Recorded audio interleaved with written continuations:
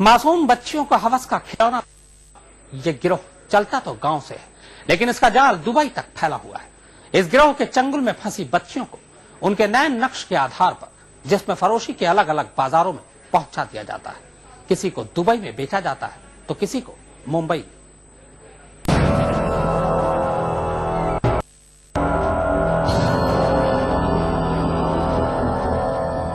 कोई सपने में भी नहीं सोच सकता कि राजस्थान के अलवर जिले का गुमनाम सा गांव देह व्यापार का इंटरनेशनल अड्डा हो सकता है।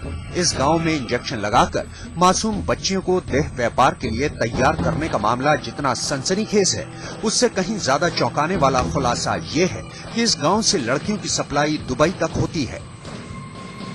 होने के बाद जैसे भी उम्र हो उस हिसाब से अपन धंधा करा, दुबई भी बेचते हैं, बॉम्बे भी बेचते हैं, जैसे जहाँ कमाई हो।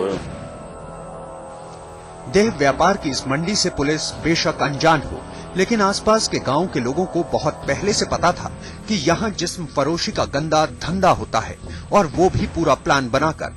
यहाँ गांव में लड़कियों की बाकायदा 3 कैटेगरी हैं। जिस्म फरोशी के इन सौदागरों ने लड़कियों को बाकायदा A, B और C ग्रेड में बांट रखा है। A ग्रेड की लड़कियों का सौदा ये विदेशों में करते हैं, जबकि B और C ग्रेड की लड़कियां मुंबई जैसे शहरों में बेची जाती हैं। पहली कैटेगरी में वो लड़कियां आती हैं जो बहुत खूबसूरत हों। ऐसी लड़कियों को मुंह मांगी कीमत पर दुबई और दूसरे देशों में बेचा जाता है। इस गिरोह की नजर ऐसी बच्चियों पर ज्यादा रहती है जो देखने में गोरी चिट्टी हों। आसपास के गांव वालों को ये बात पहले से खटकती रही है कि आखिर गांव के लोगों और बच्चियों के रंग रूप में इतना फर्क क्यों है। DNA टेस्ट भी किया जाए तो भी पता लगेगा, क्योंकि लड़कियां वैसे लड़कियां बहुत सुंदर है, ये तो खुद काले पीले गंदे, इनको कोई रहने का पूर नहीं है। जिन लड़कियों का विदेश में सौदा नहीं हो पाता, उन्हें मुंबई और देश के दूसरे शहरों के रेड लाइट एरिया में पहुंचा दिया जाता है, जबकि साधारण नैन नक्श वाली लड़कियां देह व्यापार की स्थानीय मंडी में झोंक दी जाती हैं। ऐसी ही कुछ लड़कियों को शादी के नाम पर भी बेचा जाता है। इस गांव में जब दिल्ली पुलिस ने छापा मारा तो सबको यही लगा कि लड़कियों को अगवा करने और उन्हें देह व्यापार में झोंकने वाला कोई अंतर्राज्यीय गिरोह है, लेकिन अब ये मामला इंटरनेशनल हो चुका है।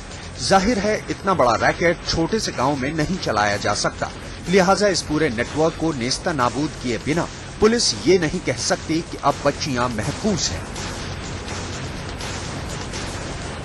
अनुज मिश्रा, अलवर, आज तक।